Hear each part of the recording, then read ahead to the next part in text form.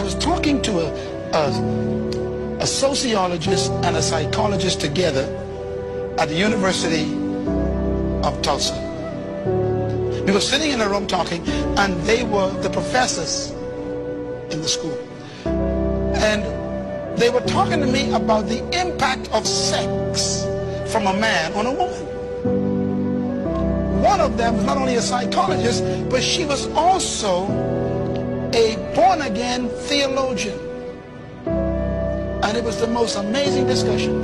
They said that they have actually shown that when a man has sex with a woman, he doesn't just transmit sperms, but he transmits his history to the woman's womb. And they were saying that the woman's womb is where the man came from. And because of where he came from, he's always longing to go back there. And he goes back there to deposit everything he is back into the womb. And this is why a woman, they say, could be wonderful unless she marries a man or even sleeps with a man she ain't married to, any man, and she thinks it was only sex. And she walks away with a history in her vagina. I sat there, I was afraid.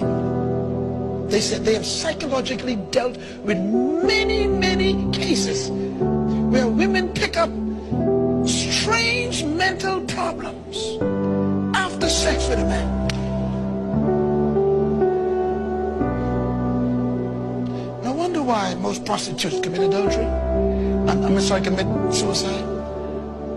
They carry so many histories. Here's my point. I walked away that day with: you may be a good woman,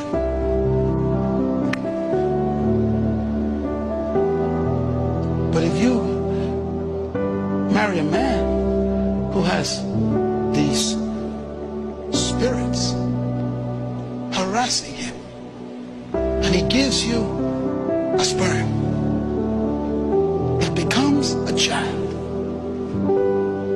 Everything is transmitted to you and the child.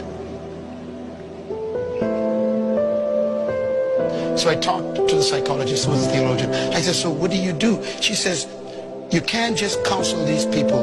She said, they need deliverance spiritually also. A psychologist, professor, doctor. She said, because it's not just psychological anymore.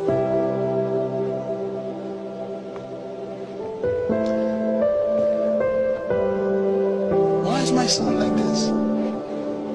Depends on where he came from.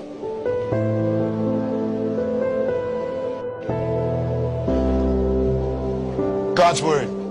The seed of the righteous is blessed, which means it's possible to have the seed of the unrighteous, which is cursed.